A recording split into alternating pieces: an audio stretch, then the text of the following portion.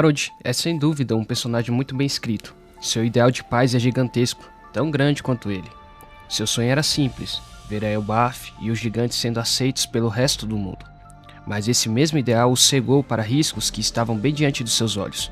E quando eu falo que Harold queria que os gigantes fossem aceitos pelo mundo, não estou falando da diversidade dos povos, e sim, estou falando de Imu, o ser que controla tudo por detrás das cortinas.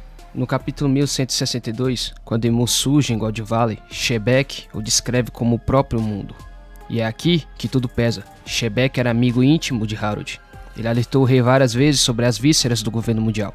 E é possível que as visitas de Elbaf tivessem justamente esse objetivo: abrir os olhos de Harold. Mas Harold sempre foi idealista demais. Ele acreditava que poderia mudar o mundo através do diálogo, diplomacia e educação. E essa combinação de ingenuidade e teimosia o levou a cometer dois erros fatais. Um de seus erros foi recusar o pedido de ajuda do seu melhor amigo, entregando assim Shebek à própria morte. E o segundo erro foi confiar cegamente no governo mundial, entregando seu povo ao mesmo ser que matou seu amigo. Sim, não é exagero dizer que Harold mandou os gigantes para o abatedouro. Sua decisão de suprimir a cultura guerreira de Elbaf, um povo com raízes milenares de batalha, foi um golpe profundo na identidade do seu reino. Estudar não é errado, buscar conhecimento também não. Mas por que não ambos? Por que abandonar algo tão fundamental para adotar um modelo que nem era deles? A verdade é que Harold ignorou sinais que estavam claros. Ele sabia da tragédia de God Valley, sabia que o governo mundial promovia caças humanas em ilhas inteiras. Se tratavam de vidas como mero peças de um jogo. E o que faria com o povo que o mundo descreve como armas, objetos e marionetes?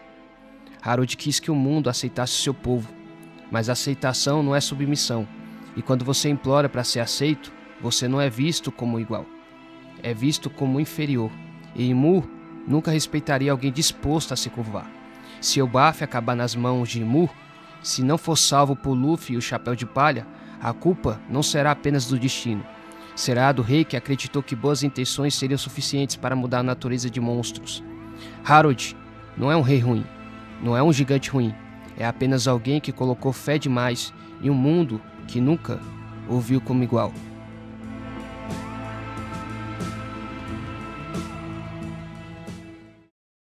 Fala pessoas, como é que vocês estão? Espero que vocês estejam bem.